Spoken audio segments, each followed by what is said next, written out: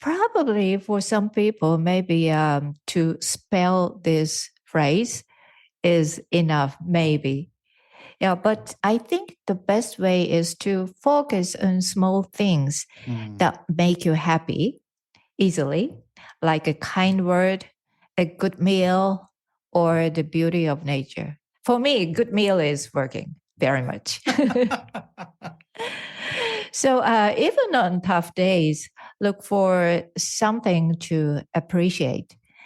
And yeah, remember, it's okay if not every moment feels great. It's okay.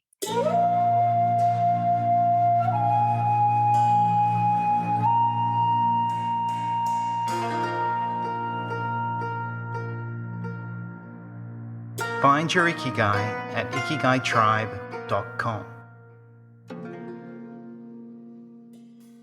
This episode 95 of the Ikigai Podcast, we have calligrapher and artist Naoko Mikami joining us again. So it's good to see you again, Naoko. Of course, we met about a month ago in Tokyo. Yeah, thank you for having me here again. It's my pleasure. We're going to talk about life, calligraphy, and how they merge to make every day a good day. Yeah. But let's touch on why we met, because you joined my workshop. Sure. And that was in Tokyo. And you presented this wonderful calligraphy workshop. So how was the experience for you? The workshop was a truly rewarding experience. I was moved by the participants' enthusiasm and openness to learning about the new things. I felt positive, energetic vibes there. Fantastic. And yeah. And this time, my main goal was for everyone to experience calligraphy. Normally, I would explain details like how to grind the ink, how to hold the brush, and various techniques. But if we focus too much on those things from the start, the magic of this kind of experience can fade. So instead, I wanted them to feel the unique sensations like the brush gliding across the paper or the smell of the ink, things that we don't often encounter in daily life. It was wonderful to see process of creating their own work. It was a really great experience for me to join the retreat. Thank you very much. Well, that's very wonderful to hear, very satisfying to hear. And I know you put so much effort into preparing for the workshop. And yeah, it was very special. And thank you. Yeah, it's very experiential. As you said, we actually practice calligraphy and we focused on certain terms related to kokoro, which we actually talked about previously. Yes. Yeah. But yeah, I really appreciated the effort you put into not only all the deciding the kanji and the ink and brushes and everything set up for each participant, but you also delivered a wonderful speech. So would you like to share part of that speech? Okay. So during the retreat, I mainly talked about traditional Japanese concepts.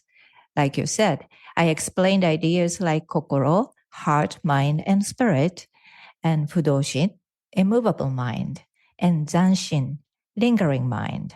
We actually discussed about them in our last podcast. Yes.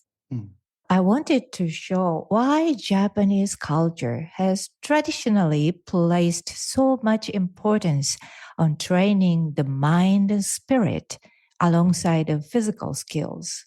And I also explained the phrase, nichi nichi kore kojitsu, nichi nichi kore kojitsu, one of the Zen concepts. Yes. No, you put a lot of effort into your speech and it was inspiring. And actually, I came to you and said, I'm doing this retreat in Japan. And could you come up with a theme? And you came up with Nichi Nichi Koreko Jitsu, which I thought was fantastic, and we'll get into the meaning of it. But actually, behind you is also a special piece of calligraphy you brushed to show our participants. And yeah, that was very special when you presented that. It got a lot of sort of responses. So what does Nichi Nichi Koreko Jitsu mean? It means every day is a good day, but it doesn't mean every day will feel perfect. It's about finding something good or meaningful in every day, no matter what happens. It reminds us to value each day and see it as a chance to grow or learn. It captures the Zen idea of being mindful or accepting, reminding us to stay present and see the beauty in each moment. Yeah. It was funny during the retreat, we really used this phrase a lot. Obviously, we had many wonderful experiences. We did all these things like indigo dyeing, like aizome, and making pottery and doing zazen and other things, even sutra tracing. But we also had some challenges. And I think when we had the challenges, I think we said every day is a good day.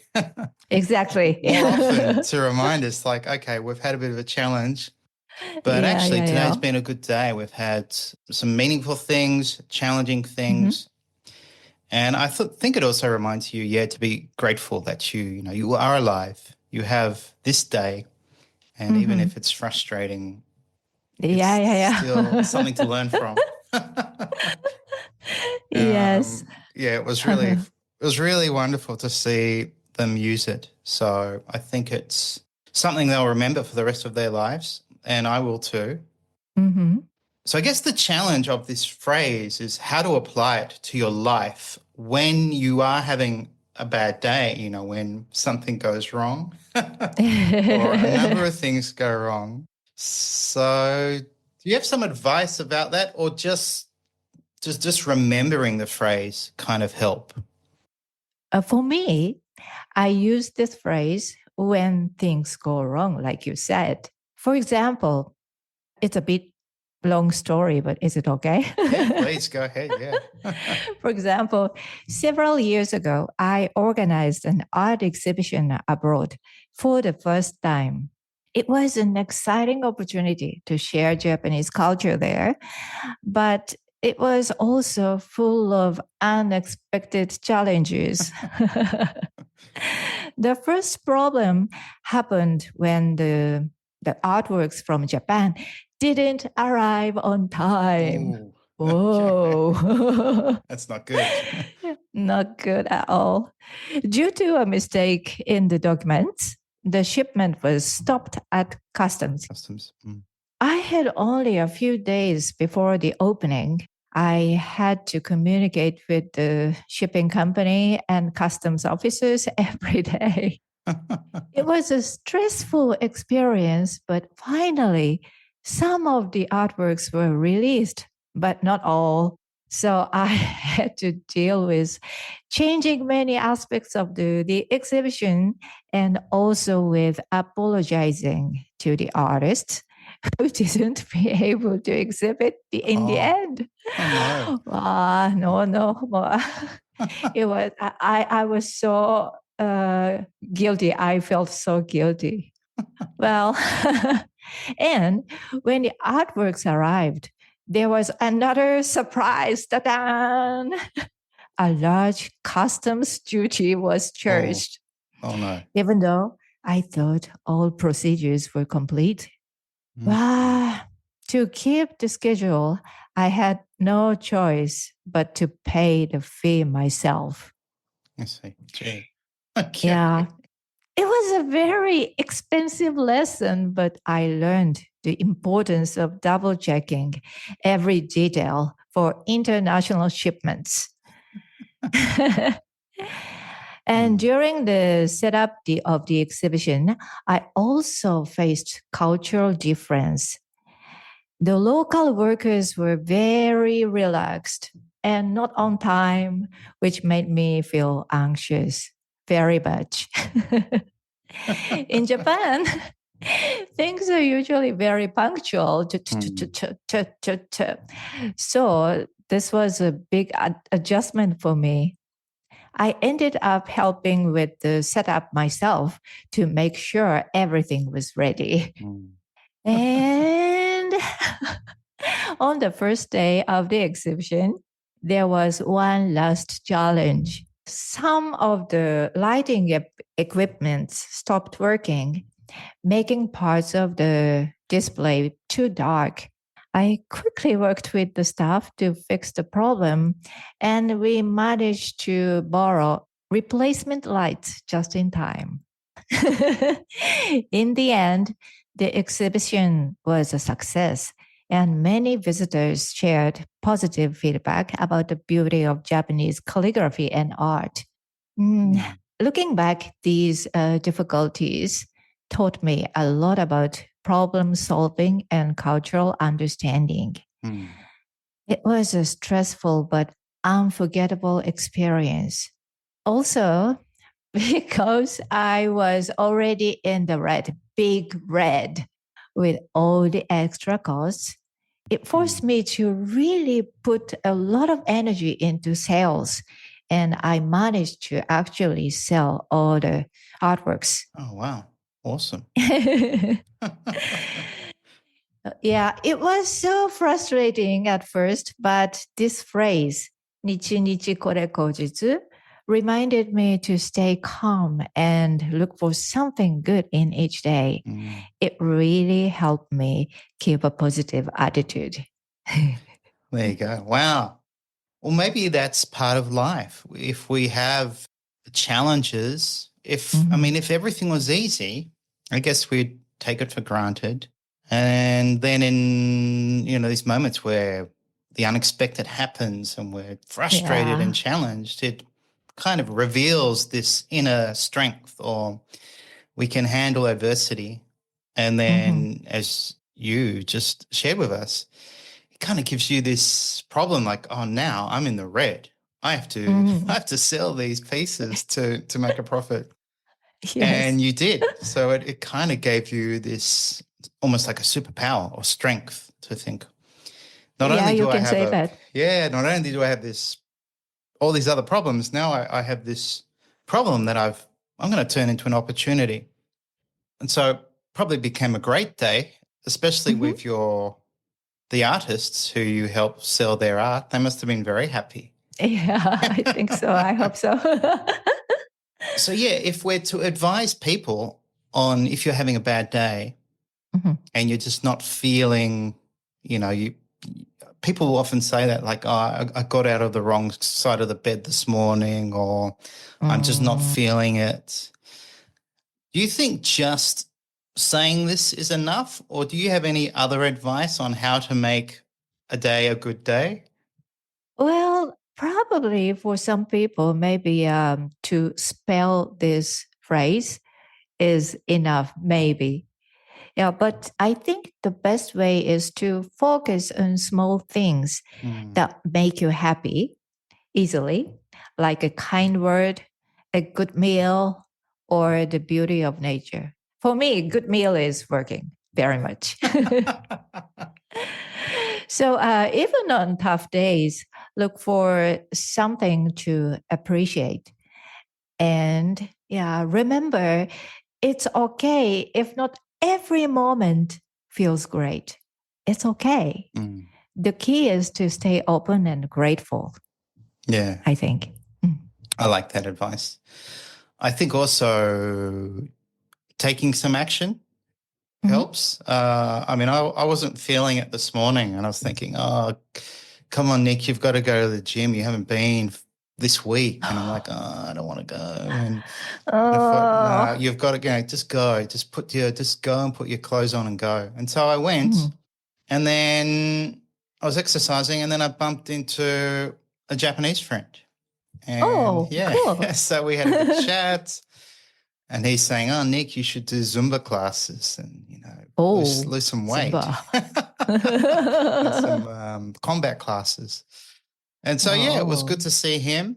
And I was able to Mm-hmm. share, my retreat details and how it was a great success. And yeah, it was really good. And then I came back thinking, today's a good day. I've caught up with a friend Mm-hmm. and I've Mm-hmm. exercised. So yeah, it's appreciating the small things, but I think also Ken Moggy talks about starting small and just start small. And so, Mm-hmm. put your shoes on, put your clothes on, and then just walk to the gym, and then these positive things can happen.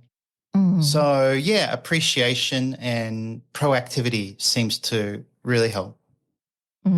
True. So let's go deeper into this piece you brushed. So the piece behind you, it has a modern appeal to it. And so instead of a traditional long kakejiku hanging scroll, it's Mm-hmm. more like a white canvas. So why Mm-hmm. did you brush it on a wider scroll or on this sort of hanging canvas? Traditional Japanese kakejiku are long and narrow. The proportion was designed for viewing in a tokonoma, a traditional alcove in Japanese rooms. For people from other countries, other cultures, these long scrolls might look exotic, maybe. Mm. And while they have their own charm, I sometimes find them a bit outdated or out of place in modern settings. Mm. The idea of using a wider format came partly from my husband's advice.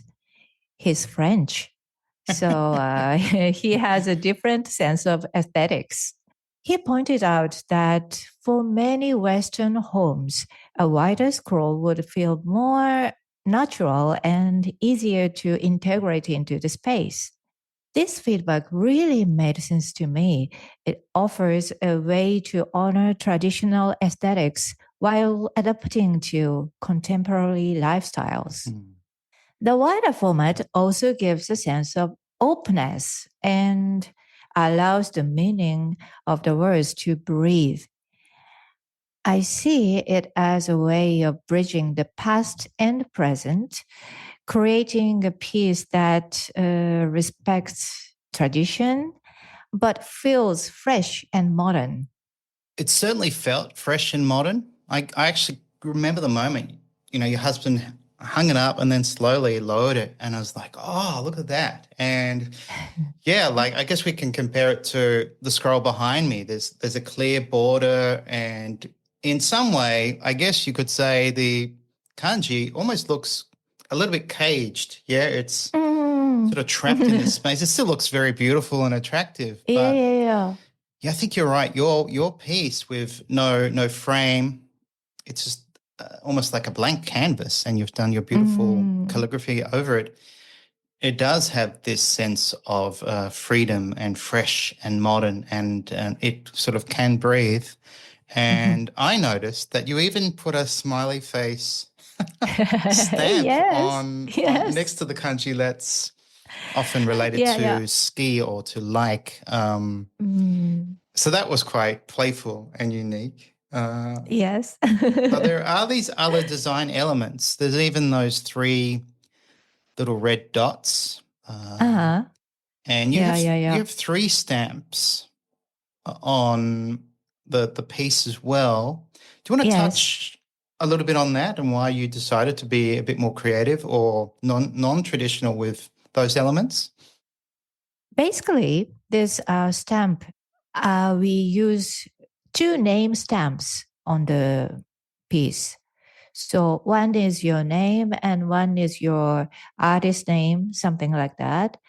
And the third one is like, how can I say, a playful stamp? I, Fun stamp, yeah. yeah, yeah, yeah, yeah. This you can put this stamp anywhere on your piece, but to keep the balance of the artwork. And for this Nichi Nichi Kore Kojitsu, and normally the name stamp, two name stamps, and the third stamp will be separated, Mm-hmm. like diagonal or here, or I don't know why, but I felt right to put them together. on the corner. And the smiley is is a purely play. Yeah. Yeah, so it's quite unique and fun, Yes. but also very beautiful. And thank you. Yeah, I think we talked about this last time, but there's something about calligraphy, even if you can't read calligraphy, there is this appeal to the shapes and the contrast of black ink on white paper, and then there is the meaning behind the kanji, which you've said is more important than the artwork itself. Yes. And that's what we talked about. So for someone to view your calligraphy, it's very enjoyable and it does evoke feelings of comfort or curiosity or connection. And I'm sort of leading now to the experience of brushing calligraphy. So as part of my retreat, I took my clients to a Zen temple where we practiced shakyo, so sutra tracing, with a brush pen. But we were in the most beautiful hall, and it had this very conducive environment to do the sutra tracing. Like, it was this huge hall, and it was bright and had this glorious decorations on the roof, and all made the whole structures made from wood, interlocking wood, no nails. So just being in the environment was very inspiring, but very quiet, very clean. And it was obviously an exercise to encourage my clients to be present and mindful and have that experience for about half an hour. And so they were tracing these kanji that they really had no idea about the meaning of. And in silence, and not trying to focus too much on outcome or how they looked. And they really enjoyed the experience. So as you're a professional calligrapher, you've done this for many years, and you're so good that you can sell the work you create. So when you practice calligraphy, what is the experience for you? What do you experience? Oh, well, this shakyo thing reminds me of an experience from when I used to work in International Budo University, the martial arts university. I was the secretary of President Mr. Oka Sensei, who was also a great kendo master. He started every morning by doing shakyo in his office. And should I explain about shakyo a little bit? Yeah, sure. Why not? Yeah. Okay. Shakyo refers to the practice of copying Buddhist sutra by hand. In Japan, it is particularly regarded as part of Buddhist training and devotion, widely recognized as a means of spiritual purification and prayer. It is some kind of meditation in a way, like meditating while writing. Anyway, go back to the President Oka Sensei's morning routine. Shakyo was his way of centering himself before starting the day. And I believe it was an important part of his process of maintaining focus and clarity. Watching him do this every day left a lasting impression on me. It showed how a simple, repetitive practice can help clear the mind and bring a sense of calm. So, similarly, when I practice calligraphy, I feel calm and focused. I think it's really, really like shakyo. I see. On the other hand, when I'm making my works, sometimes it feels like a 100-meter sprint. I focus intensively and bang, start quickly. and finish everything all at once. Of course, it's not always like that, but there are times when it happens. Well, anyway, both Shakyo and calligraphy share this power of bring us into the here and now, which I think is so important in today's busy world. That is one of the fascinating aspects of calligraphy in general. And as an art piece, you really only have one shot, yes? And you're not meant to correct what you've just brushed, because it's like, it's almost like the idea of archery, where it's, one shot, you've done the shot, that's it. You cannot retake that shot. Right. So that's fascinating, because I guess in Western art, if you felt, I've done too much here, you could cover it up or go over it later. Whereas calligraphy, you're sort of trusting yourself, trusting the intention, trusting experience, and letting go. Yeah. So I imagine when you first thought about becoming an artist and practicing and creating art, was there tension?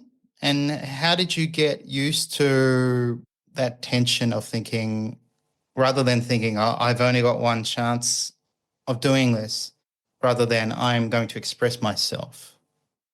It depends. Yeah. Yeah. Sometimes I feel that I have a clear image and I follow the image and brush very fast.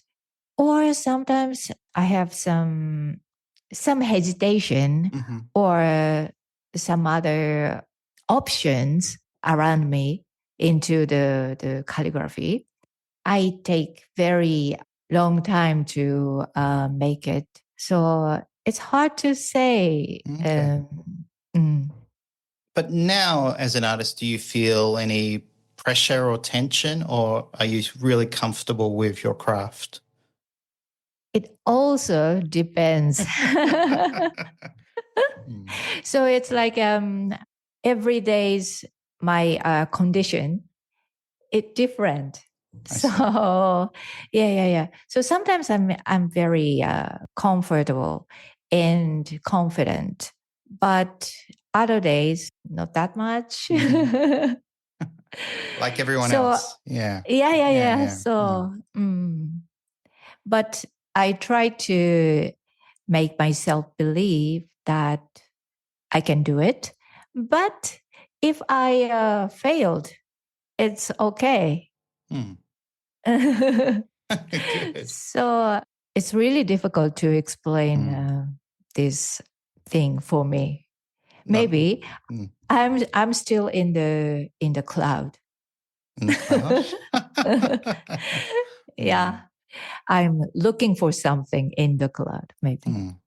No, that's fine. It's, because it is unique, calligraphy. And as I said before, I could look at something I can't read and think, well, I can't really make meaning of the kanji, but still feel something and still think it's beautiful and balanced, and it evokes these feelings. But I had another guest who's a calligrapher, and she had the expression that the ink never lies. So if there is hesitation or uncertainty, that'll be conveyed in the ink.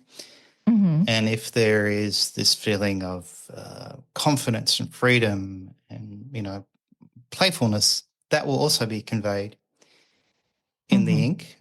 So that's interesting. Yeah. Yeah. So that's the feelings I have when I look at your piece. Every day is a good day. Nichi nichi koreko jitsu. And as I said before, it's quite non-traditional. And I think last time when we spoke, first you said you didn't really like calligraphy when you were as a child or a teenager. And then you also, I think you said you're not a calligrapher who's really strict with tradition. So you're quite expressive. So how are you expressive with your calligraphy, and do you push the boundaries of the craft? Yes, I do try to push the boundaries of my craft while still respecting the traditions. Mhm. Calligraphy has a long history and I deeply value its roots. At the same time, I believe it's important to adapt it to modern life Mhm. so that it continues to resonate with people today. For example, instead of sticking only a traditional kakejiku, I often experiment with wider formats like this. Yeah. And I even created some calligraphies on scrolls made out of denim fabric. Oh, wow. Yeah, Nice. Okay. yeah, I like that. I like that experiment. This makes it easier for people to display in contemporary spaces while still appreciating the spirit of the art. Mm, I also nice. enjoy blending calligraphy with other art forms or unexpected materials. Once I created a piece inspired by the movie The Matrix. I love Oh, that wow. movie. Me too. and yeah, I combined traditional Japanese text with a modern digital aesthetics, creating a dialogue between the past and the future. That's the perfect movie to choose to do calligraphy Yeah. for. Awesome. Yeah. So through these experiments, my goal is to make calligraphy feel alive and relevant to today's audiences while preserving its timeless beauty. Love it.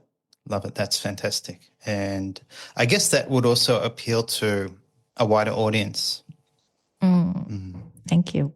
thank you. So, when you create beautiful calligraphy, what feelings or emotions do you experience when you look at your completed work and you've just finished, or maybe later you go back and have a look? Are you analytical or do you get more sort of emotional? Mostly emotional. Oh, nice. Yeah, I feel thankful when I see a finished piece. For me, completing calligraphy work is about 80% of the process. The remaining 20 comes from the expertise of the professional kakeji craftsman Ah, who mounts it. So seeing the completed hanging scroll for the first time is always a special moment. ah. It's both exciting and nerve wracking. Mm, nice. When I deliver the work to the craftsman, it's just a thin sheet of paper, often with ripples or creases from the ink's absorption. But after it's mounted, it feels like the paper has been dressed in an haute couture gown. Yeah, that's a good metaphor. Mm, Yeah, the transformation is so incredible. And I love the moment when I see the final scroll. mm. I always think, wow, it turned out so beautifully, knowing that it's the result of a wonderful collaboration. That's something I didn't really think about. Yes. So once you've done your work, I Mhm. mean, making the kakejiku is also a highly skilled process and Yes. a traditional craft. Mhm. And my understanding is less people are learning that craft, and maybe it's getting Right. harder to find. Well, what do you call someone who makes kakejiku? Is they kakejiku ka or something? 表具屋 Mm, ya means shop. So, かけ、mm, なんだろう. 表具 we are, I call him 表具屋さん. Mm. Oh, yeah, yeah. And so when you've done a piece, do you just trust it to them, or does the client have some input, or is there some discussion on what colors to use and how thick the framing should be? For the color, I asked the clients Okay. normally. Sure. If client didn't say anything, I prefer to use white. And the negative space, margin, I decide myself. So yeah, it's a collaboration, and then they then go and make the gown, so to speak, the frame. Yeah. And so I guess for them there is this sense of responsibility. This calligraphy, this beautiful calligraphy, now I have to help frame and make it, I guess presentable as a hanging scroll. Well, there you go. So that's interesting. You get to see it in a new light once it's been framed and turned into a scroll. Yeah. Wonderful. So let's talk about selling. When you sell a piece of calligraphy, what do you hope the client will learn from the piece? Or what do you hope they will feel from the piece? I hope they connect with the message in the artwork. I want the piece to remind them of something meaningful, like staying calm or appreciating life. I hope it becomes a source of strength or inspiration for them.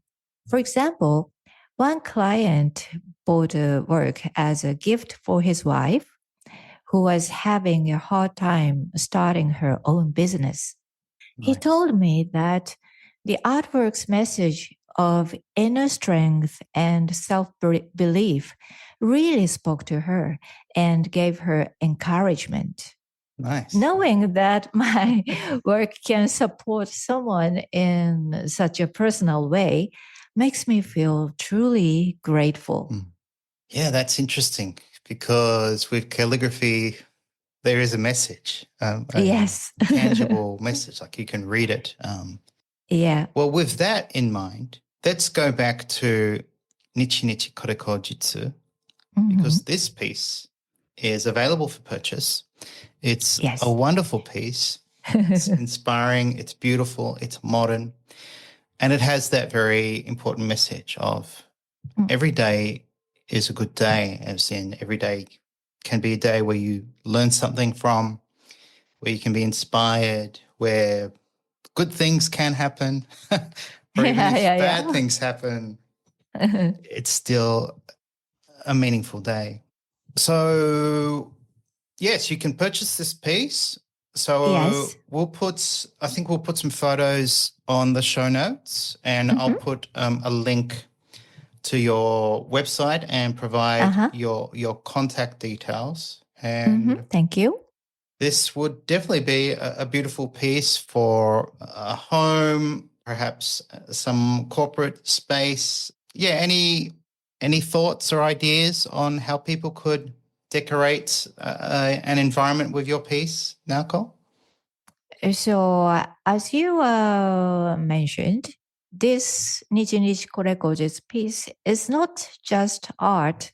It's a reminder to value each day. Its modern design makes it perfect for any space, and it can inspire you every time you look at it. So, if this message speaks to you, the piece is available.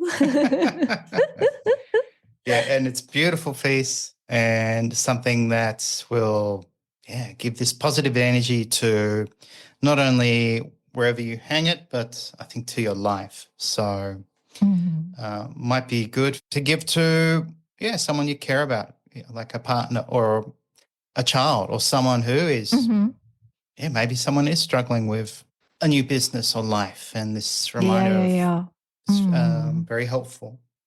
So every day is a good day, and it's been a good day to catch up with you. And it was a wonderful day to have you at the workshop. And thank you. I'm sure we'll work together in the future when I do more retreats in Japan. Yoo-hoo! Yeah. So that was really fun.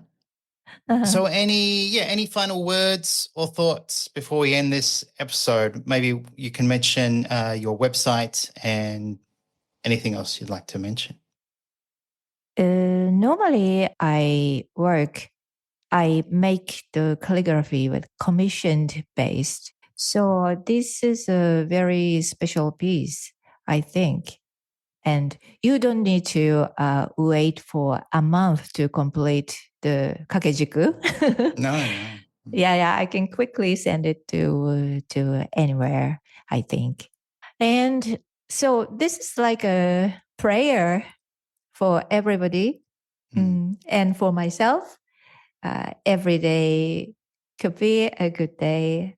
So I hope your struggle or anxiousness or anything, you can see a good aspect of the day. I hope so. I think they will when they see it. So, yeah, why not?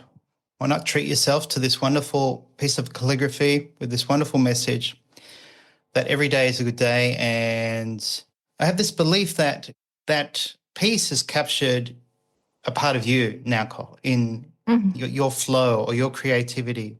So people have a part of your creativity with them and this wonderful message that every day is a good day, and we're so lucky to be alive. We have so much to be grateful for, and this piece can inspire you when you're feeling down or frustrated or anxious or stressed, or even when you're happy. It might inspire you to share the love, to share how good life can be.